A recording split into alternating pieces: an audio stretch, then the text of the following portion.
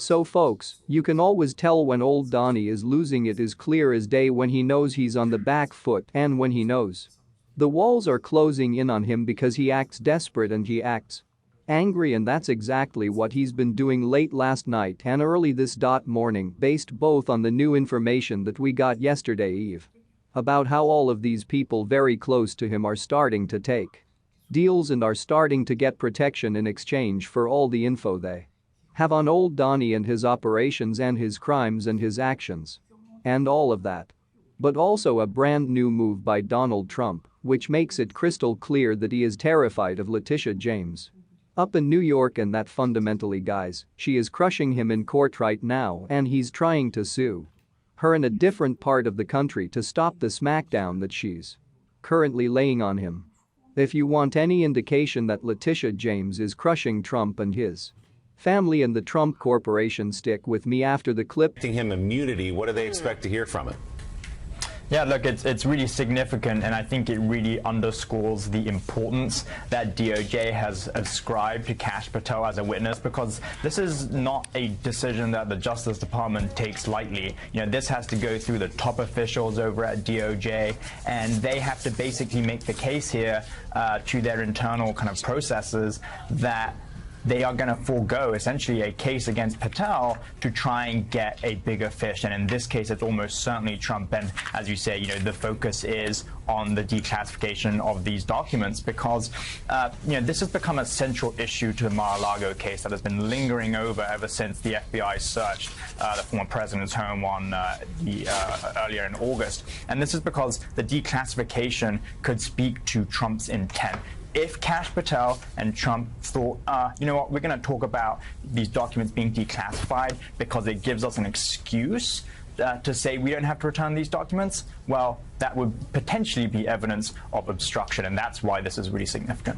So, Hugo, tell us a little bit more about Kash Patel, someone who raised a lot of alarms within the Trump White House, who felt like he was a clandestine operator doing Trump's business outside normal channels. He also has close connections to Steve Bannon. Of course, we know his outsized role in this universe. Tell us about him and why he is so important, because his place in Trump's orbit as he now takes this deal. Yeah, he's a really tantalizing witness for the Justice Department. You know, he was appointed by the former president as his representative to the National Archives, which meant he was basically in the room with Trump and the lawyers trying to figure out the kinds of documents that were potentially executive privileged, the kinds of documents that were potentially personal records, and things that might have been responsive to the Justice Department subpoena requesting all these presidential documents be returned to the government. He's also a really close confidant of the former president. I don't think people always realize how close Kash Patel is to Trump. I mean, they speak almost daily. He has a direct line to Trump. You know, Trump changes phone numbers quite often, and Kash Patel is always with his latest phone number. He's always talking to the former president, knows exactly what he's thinking, and it's a level of access actually that other aides have come to envy to some degree, and I think that shows the degree to which he is in Trump's inner circle. All right, Hugo, thanks so much for being with us. Great reporting. We greatly appreciate it. David Ignatius, you've done so much reporting on Kash Patel. What can you tell us about him, and what's your reaction to this news?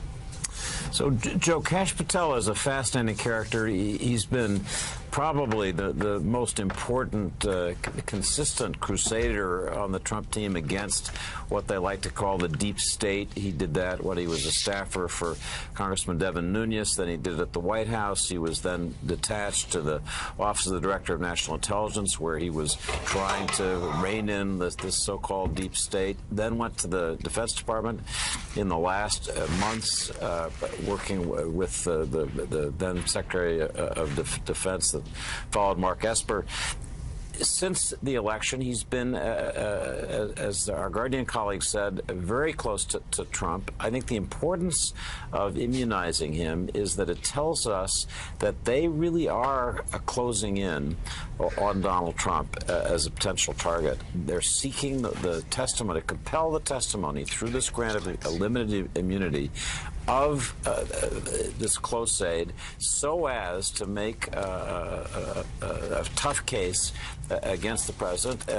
I've been uncertain whether an indictment was coming in the Mar-a-Lago case.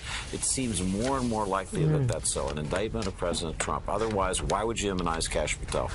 At any rate, when one door closes, another one opens. A short time ago, the former president posted on his social media account that he has filed a brand new lawsuit. This one, filed in the state of Florida, is against the Attorney General of New York State, Letitia James. This suit comes a little over a month after James announced a civil suit against Trump, 3 of his adult children, and the Trump Organization. In his suit, Trump appears to be asking a Florida judge to restrain the New York Attorney General from being able to get a hold of his assets in the state of Florida. Trump had previously sued James in federal court in New York, but a judge threw it out.